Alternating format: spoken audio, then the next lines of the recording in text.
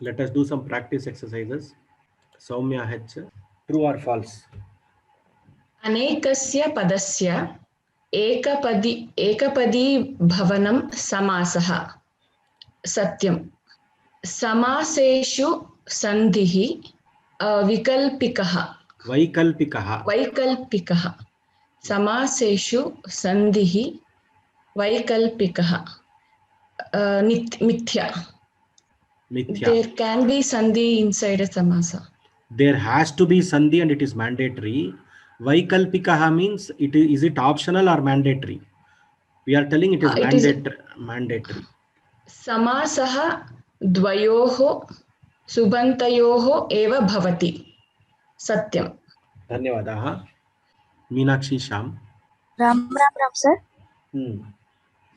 Samasah pratipadikam bhavati. Satyam. Sir, श्रूयते वा? श्रूयते. उत्तमम्. अग्रिमं पठतु. तदा युगपदेव सर्वेषां पदानां समासः भवति. युगपद नाम किं सर? Yugapadeva. At once all the words join together to form a samasa. Satyam. At once they don't join. One after the other they join. One word joins with the second word. Then those two become one word. Then they join with the third word. Then 1, 2, 3 will become one word and they will join with the fourth word. Then 1, 2, 3, 4 will become one word. They will join with the fifth word. Okay, so sir. This is how samasa happens, except in the case of Dvandva. समासस्य पूर्वपदम् उत्तरपदं चेति द्वौ भागौ स्तः. सत्यं. समासे सर्वत्र पूर्वपदस्य उत्तरपदस्य च परिवर्तनं कर्तुं शक्यते. मिथ्या. You can't change the order of the Purvapada and Uttarapada. Uttamam. Dhanyavadaha. Ram. MC Sriram. Ram. Samasasya artha vakyena bhavati.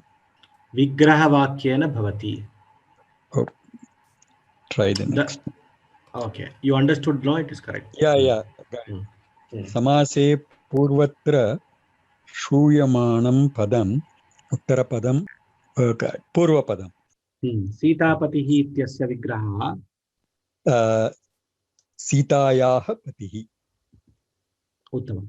Very good. Dhanyavada, sir. Dhanyavada. Vijay Lakshmi V. Namaste, Mahodaya. This is a very interesting exercise. When we were putting this together, actually Soumya Bhagini helped us to put this together. It's a very nice exercise. Samasta asamasta padani pratak kuruta. Okay, so we have 20 words here. We have to make two columns, which is called, one column is called samasta pada, other column is asamasta pada. Okay, so I will quickly mute or unmute. Now what you have to do is you have to do 5 words and stop. Vijay Lakshmi Bhagini. Okay, sir. Okay. Artha labha. Samastapadam. Samastapadam. So I have made the 2 columns. Artha labha. Second word is udyogaha. You have to go this way. As per the numbers you have to go. Udyogaha. Udyogaha. Not a samastapadam. Not a samastapadam. Varanveshanam. Searching of a bridegroom. Varanveshanam. It's a samastapadam. Okay, very good. Pitrubhihi. Pitrubhaktihi. Pitrubhaktihi. Sandhi occurs, sir. It is not a samastapadam. Okay, where is the sandhi occurring here? Pitrunam bhaktihi. Pitrunam bhaktihi. Uttamam. Pitrunam bhaktihi. The devotion towards our ancestors. Pitrunam can refer to ancestors. If you want to just say Pituhu bhaktihi, okay, father also you can say. Now you tell me, where is the sandhi? Pitru is the pratipadika. Oh, yes. Pitru is a pratipadika. Bhaktihi. So where is the vibhakti pratyaya coming? Vibhakti nasti. Vibhakti pratyaya is coming at the end. Bhakti, at the end of Pitru bhakti. Bhaktihi. So it is a It is a samasa or not a samasa? Not a samasa. Not a samasa. You only, what is the meaning of Pitru Bhakti? Pitru Bhakti, it's a Devotion towards father, right? father. Yes, Mahoday. So it does it not have Pitru and devotion, two words there? Two words asti. Sandhi not occurred. Okay, Mahoday. Samasta padam. Are you convinced that it is samasta padam? Okay, I will try. Okay, Mahoday. Okay. Nadi pravahah. Nadi pravahah. It is a samasta. Nadi pravaham. It is a samasta padam. Okay. Dhanyavadah. धन्यवादः महोदय. Ravi Kumar Peri.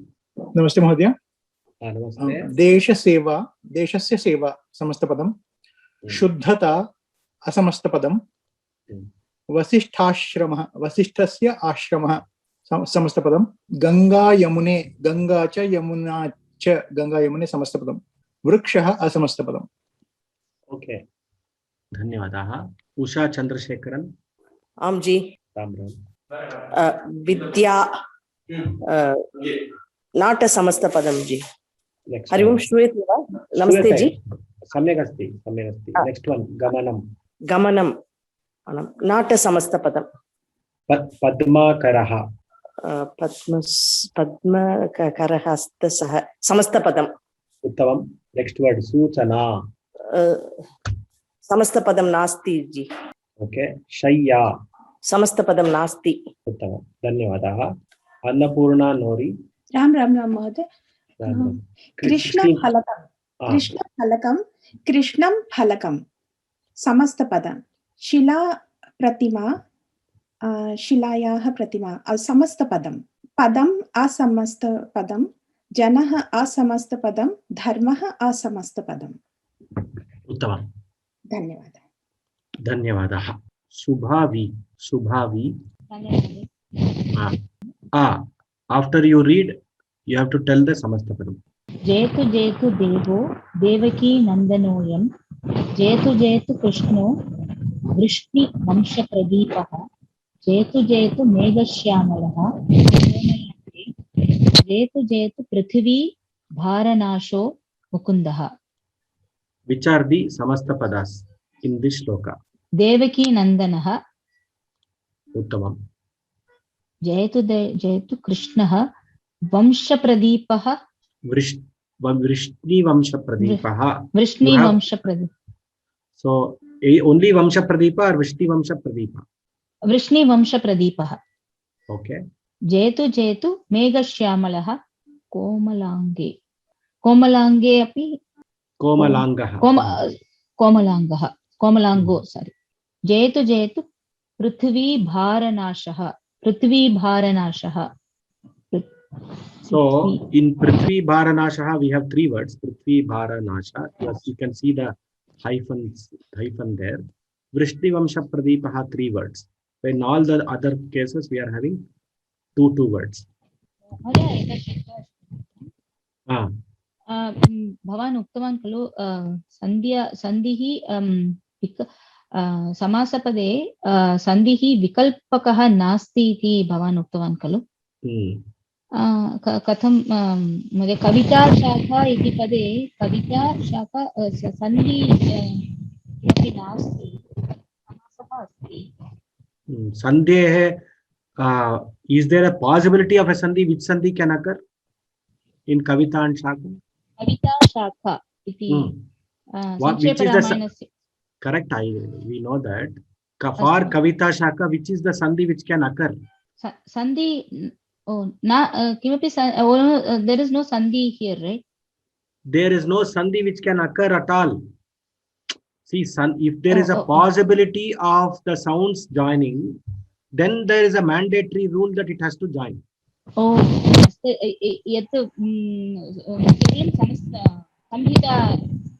Samhita eva nasti. Tatra katham tarhi sandhihi bhavitum arhati. Okay. Questions at the end. Srinivasan Iyer. Asti va bhavan? Mahodaya. Ram Ram. Ram Ram. Prarabdhyate न खलु विघ्न भयेन नीचैः प्रारभ्य विघ्न विघता विरमन्ति मध्याः विघ्नैः पुनः पुनरपि प्रतिहन्यमानाः प्रारब्धम् उत्तमजना न परित्यजन्ति. Uttamam. Good reading. Now, can you tell the Samasta Padas? Can you guess? The first line, Vigna Bhayena. Vigna Bhayena. Very good. Vigna Bhayena has got Vigna and Bhaya. Yeah. So they both are joining to form a Samasa. Okay, very good. Next. In the second line, Vigna Vihata. Uttamam. Very good. Third line. Pratihanyamanaha. Pratihanyamanaha is Prati is the Upasarga. Like Upakrishna. No, it is not Upakrishna. It is Prati Han Dhatu, Shanach Pratyaya and only the Upasarga. Okay. Like Pratyagachati, Agachati, it is like that kind of a word. So it is not a Samasta Pada there. Okay. Okay, that is the reason Parityajanti also, that's why it does not come. Parityajanti also will not come. Parityajanti is Pari Upasarga, Tyaj Dhatu.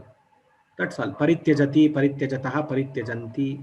Okay, got it. Because in the beginning I was about to say Prarabhyate, then I stopped saying that no, it will not be the same rule for this Pratihanyamana and Parityajanti. Okay. Exactly, sir. Same rule for that. Prarabdham, Prarabhya, Prarabhyate, Parityajanti, Pratihanyamanaha. All these do not qualify for a Samasa. No, they just, are. So I'm speaking to you now in one of the earlier sentences that we wrote, where we were using the cha, Ramaha cha, Lakshmanaha cha, Bharataha cha. So why does the cha also come after the last word? I will tell you in Dvandva Samasa. I will tell you that, sir. At this point, we will not be able to explain that. It will come in Dvandva Samasa. It is going to come. We will tell that. There is a meaning for that cha and why it has to be put. Okay. Ram. Soumya Madhusudan. Yakshaswarupaya Jatadharaya Pinakahastaya Sanatanaya Divyaya Devaya Digambaraya Tasmai Yakaraya Namah Shivaya. So which are the Samasa words? Yakshaha Swarupaya. So Yakshaswarupaya. Yakshaswarupaya. Okay. Jataha Dharaya. Again, I am not expecting you to split the word. Just identify the Samasa word. That's all. Jatadharaya. Jatadharaya. Jatadharaya. So the two words which are involved in Jatadharaya is Jata and Dhara. Pinaka Hastaya. Pinaka and Hasta. Pinaka is the bow which the Shiva holds in the hand. Okay. Next. Is Sanatanaya a Samastapada? No, Asamastapada. Very good. Is Divyaya a Samastapada? Asamastapada. Devaya is Asamastapada. Digambaraya? Asamastapada. What is Digambara meaning? For whom the directions are the clothes. A yogi Purusha. Okay. So Digambara, you have Dik as direction, Ambara as Dik Ambaraya. Okay. So you have two words there. Okay. Dik Ambaraya. So when Samasa is Aneka Padasya Ekapadi Bhavanam. So Digambara is Digambaraya, you are having two words. That is why it is a Samasa. The rest of the things are Asamasta Padas.